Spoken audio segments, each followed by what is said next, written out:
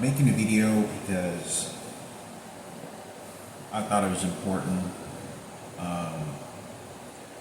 about all the stuff that's kind of going on with me building these gifts, different gifts, and I recently built two custom-made turntable DJ setup turntables, and it's basically a custom-made gift with some turntables, the original Technics or its original mixers, which is like the 4-channel or 5-channel mixers, and the old original Technic turntables that went out of, is not really used anymore, other than the DMC competitions, and not anymore with just vinyl. Now it's all computerized with laptops.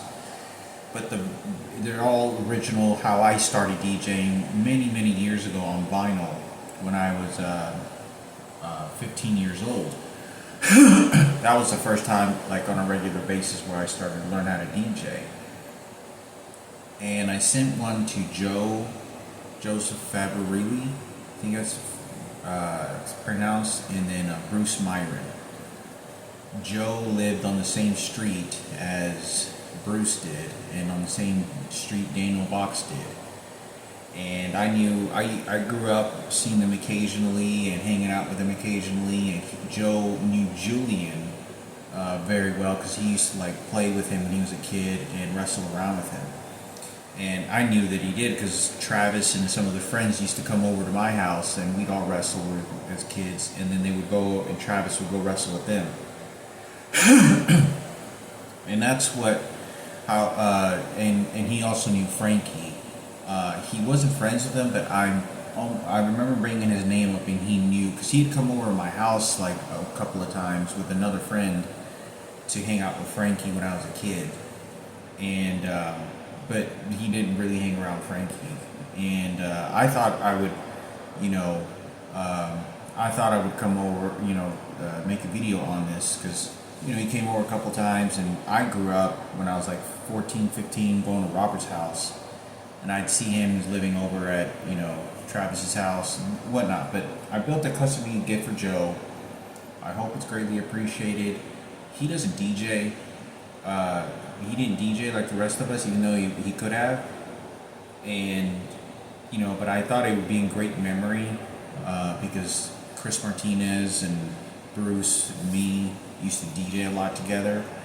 And I thought, Chris Martinez, and so I thought I'd make a gift because Bruce passed away, and some of the memories that we all, like, even though he didn't DJ like several other friends, he was around the crew of people that were.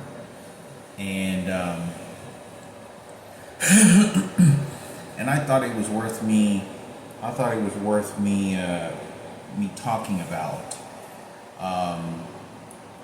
everything with everything that's going on with this. And so I just sent it out today. I should receive within 7 days. It's on Portland, Oregon, which is completely on the other side of the U.S. So I did send him a previous gift of vinyl coasters just like these, and just for him to have, because he was around the whole vinyl period as we were. We were all hanging out with each other, and he was really good friends with Bruce as well. They all hung out. So and as far as, so I made that for him, custom made gifts, has some little things on there, believe in the original Technic turntables, that, as we all remember nowadays, and for like the last 15 years, 20 years, everyone uses the CDJs, which is standard now at all the clubs and what people use nowadays. But I grew up in the olden days, when the vinyl was coming to the end of the era of vinyl. And that's how I learned, and scratching on vinyl. So that is for him. And also I built a gift for Bruce Myron. Bruce Myron passed away, I think it was late 2017 to 2018. And I built him and a custom-made turntables, and I made it a little bit more lavish. I made it a little bit more lavish, and I sent it to his mom's and dad's house where he grew up, next door to Daniel Box's house. I know, sorry, I had to pass because I use these electronic devices. But anyway, so I sent it to his mother, who I met a number of times, and he had several parties at his house back in the day. And we used to take his turntables to his house. And back in the day, we used to, after raves, me and Robert Girardi would go to his house. And I did a lot of partying with him that didn't involve Chris Martinez or Joe or Michael Rossiter. It didn't involve any of them because Bruce lived closer to me, and he hung out with Jesse as well, which is an old friend of Robert Girardi's. But I thought it was important for me to talk about because Bruce Myron, it's crazy the story is. I don't know how to explain that. I keep thinking to myself that he's still alive and he's gonna show up, and it's like a surprise that he was still alive. Constantly. I don't know why, and it frightens me because it's like I'm waiting for him to. I walk in the surprise, or he's gonna show up and surprise to fake my death or something, and I don't know, but he passed away, and I saw him in the hospital and all this stuff that was going on, so I don't feel like I really mourned over his passing in a very healthy way, in a good way that I think is necessary, because as close as friends as in the experiences I had with him. Bruce Myron, I sent him custom-made turntables, and I sent him a little bit more lavish built. Each one of these gifts that I sent was well over a couple of $100, plus the shipping. It was close to more about $300, and so they're very expensive, and I built them custom made, and I built it for his mother so her mother has a lot of shelves of a lot of like neat little cool things that she keeps. And I remember walking in his house, and just kind of the first things you would see, some pictures and some little artifact stuff. So I know that I would send that to Bruce in a picture and in a remembrance of his life and the experiences I had with him that are very treasured by me. They weren't all healthy and good, but they were experiences that we had with one another. Like, I did a lot of significant amount of drugs with Bruce when I was very young. I used to smoke weed with him all the time, and he would drive around. He would drive around in his Acura Integra, which was back then. Acura Integra was like the Ferraris and Lamborghinis of the world. Nobody wanted a Lamborghini and a Ferrari. Everybody wanted an Acura Integra. And he drove one, and he had his, it was kind of souped up a little bit, and he was a mechanic, so he knew a lot of the mechanics to his car. So, my experiences with, was my first raves that I ever went to in life. The first raves that I ever went to in life was with Bruce, and he introduced me to that world when I was, I think I was 15 years old, late 15 or early 16. Yeah, I was late 15, late 15 years old. And, and I recall that era of time. I recall that era of time and the experiences we had many years ago. I recall the experiences, I remember the experiences we had many years ago. And, we used to smoke. He was the first person that used to kind of let me go and hang out with some other guys and cruise in the car and drive around and smoke weed, and we thought we were cool, or whatever, and experiencing life, and I did a significant amount of cocaine at times with him when I was like 15, 16, 17 years old. And I know he got into drugs really hardcore. He had already been heavily into drugs before I met him, and then he'd stop and then wouldn't touch drugs in a long time. And he was like a recreational drug user, but he was a different drug user than most people I met. He wasn't like a he was hardcore into drugs, but he he was a different kind of drug user.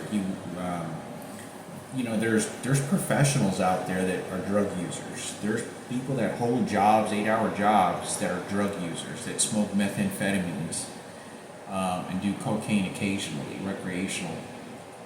But I recall when I was 14 years old, hanging out with him, and I was 13, 14 years old, hanging out with him. Whenever with Robert Zarate, Daniel Box, and with Jesse. Jesse was Robert's brother-in-law, and Jesse and Bruce, they used to hang out with each other all the time, and they were big drug dealers, and they were all planning out to do like big drugs. They were all planning out to do big drug deals and whatnot, and I don't know if they ever did with Jesse, but he used to go over there and and hang out, and he was a very big mentor to me growing up. Kind of showing me the ins and outs of life, and he was protective. He was cool as far as it came to at times our safety. As some other people just didn't care at all. But I started out DJing, and he would come over to my house with Robert Zarate, and we DJ. I DJ'd at his house numbers of times, like in his room with Robert Zarate, or just practicing on turntables. And I recall he threw a few parties, and we set up turntables and start playing music. Anyway, it was a long time ago, and his life, I spoke at the funeral for him because nobody wanted to say anything nice about him, and anybody that said anything good about him was the only person, like Chris Martinez, and I think he was the only person that said something, and that was his best friend, and he spoke for him for 10 minutes, or not even 10 minutes, that's crazy, like 4 or 3 minutes. So I really went up there, and I really wanted to make his remembrance more valuable, because the experiences I had, they were great. Not all of them were healthy and good, but I thought I'd make a video on this because when you DJ with someone like that for a long time, and you play music, and he used to teach me a lot of the stuff about different artists and DJs on vinyl, and who was popular, and what they made in the 70s, and he was definitely one of the big influencers for me, amongst several other DJs and friends, but he was one of the major ones. And he played a different style of music, also, which is drum and bass. And he occasionally would play house, but he was a drum and bass person. So anyway, I knew he knew Jesse very well, Robert very well, Daniel, and I've known Daniel since I was like in third grade, and he lived next door to Daniel all the time. So when you're very close to people that they grow up with, and you kind of get a familiar kind of character of a person when you meet them.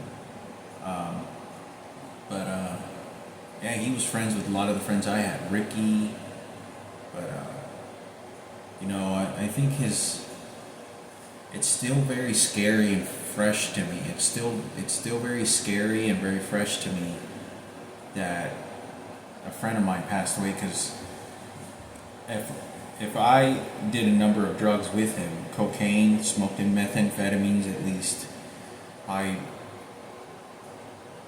8 or 10 times, I would say, at my house, or at his house, or at somebody else's friend's house,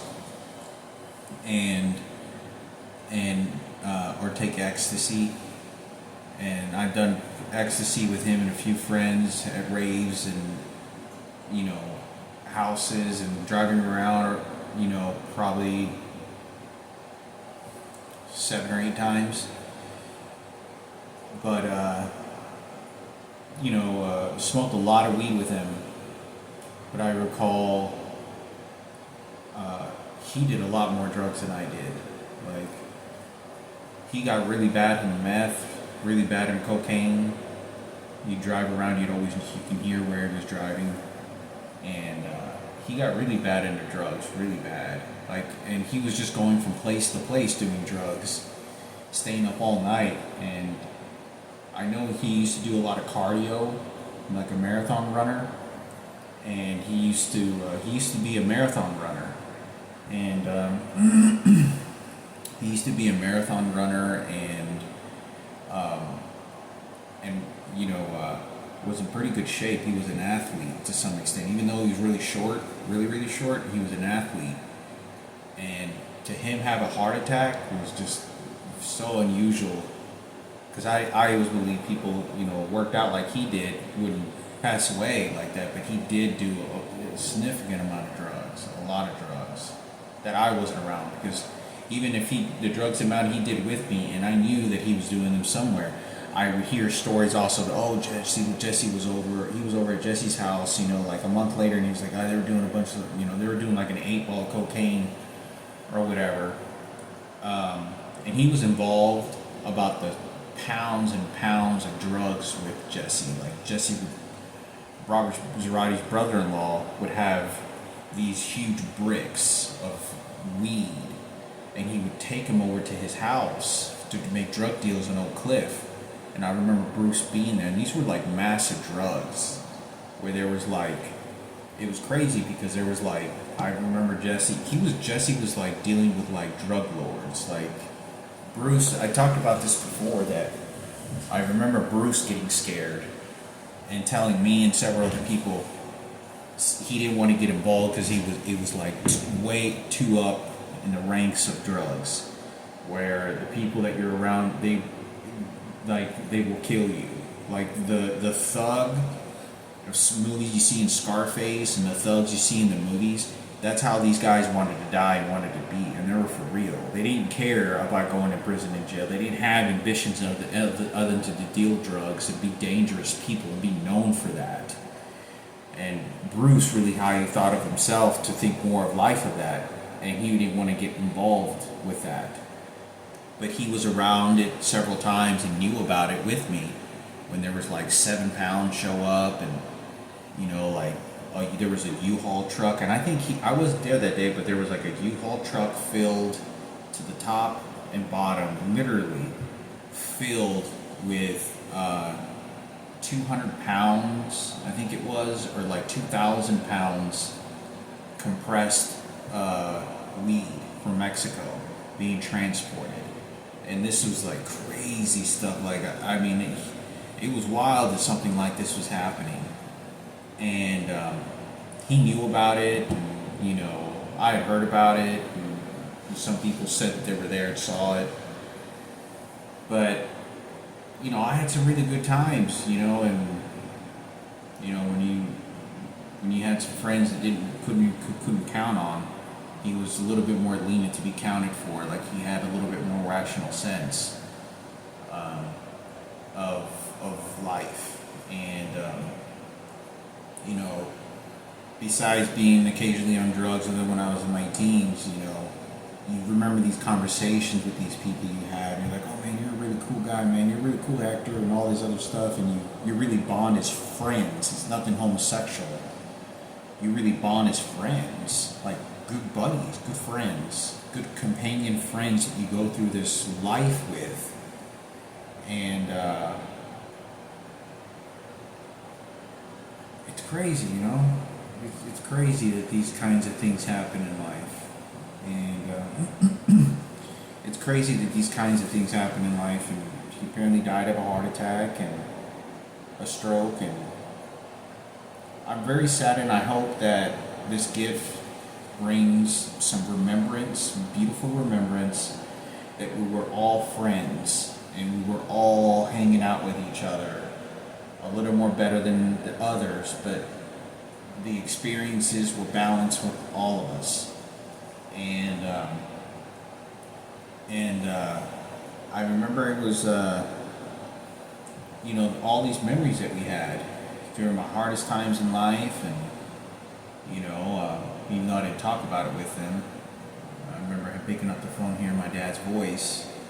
My dad would call randomly, but I hope this brings beautiful remembrance that his life is remembered and valued, and at least it was by me.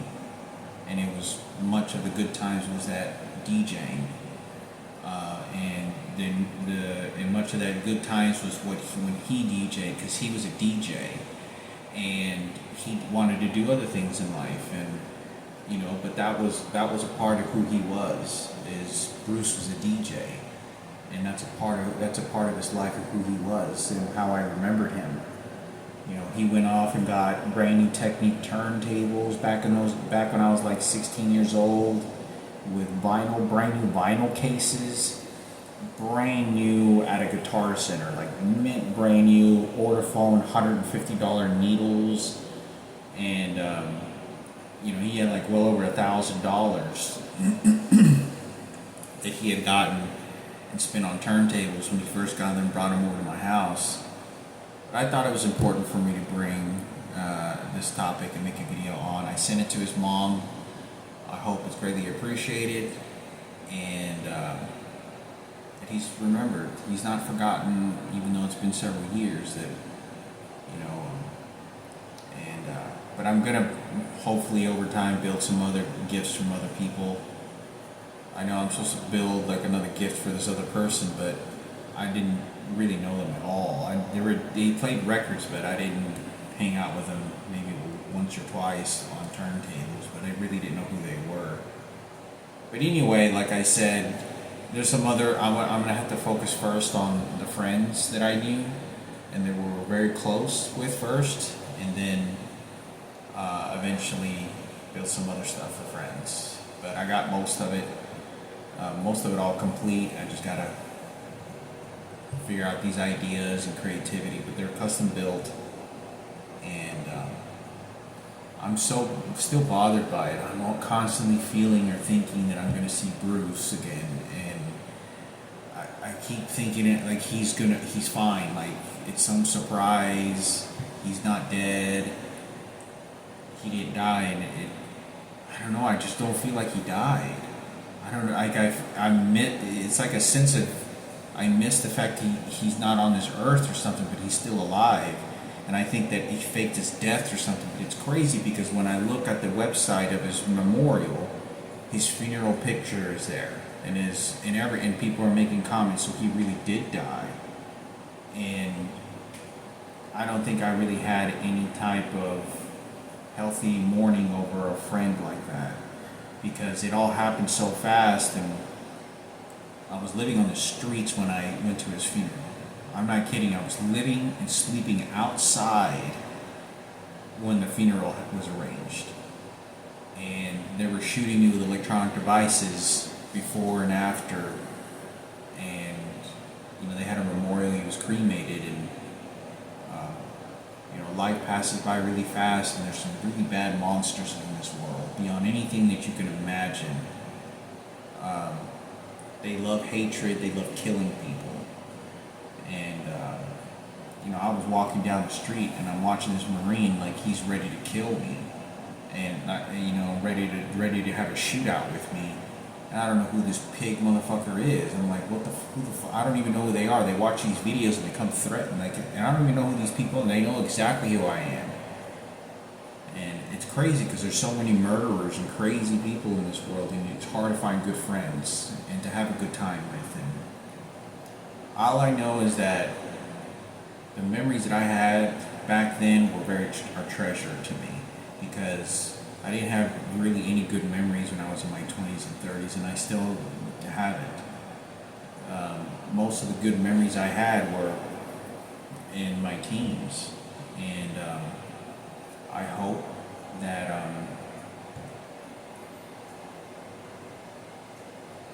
he's still alive, and I hope that the gift is greatly appreciated. Hopefully, mom, sure his mom will like it and love it. You know, but whatever gifts I give to people, they can do whatever they want with it. I'll never know about it if they do. Whether they just decide to throw it in the trash can, that's up to them. You know, if they decide to do something else with it and keep it for memory, I hope they do.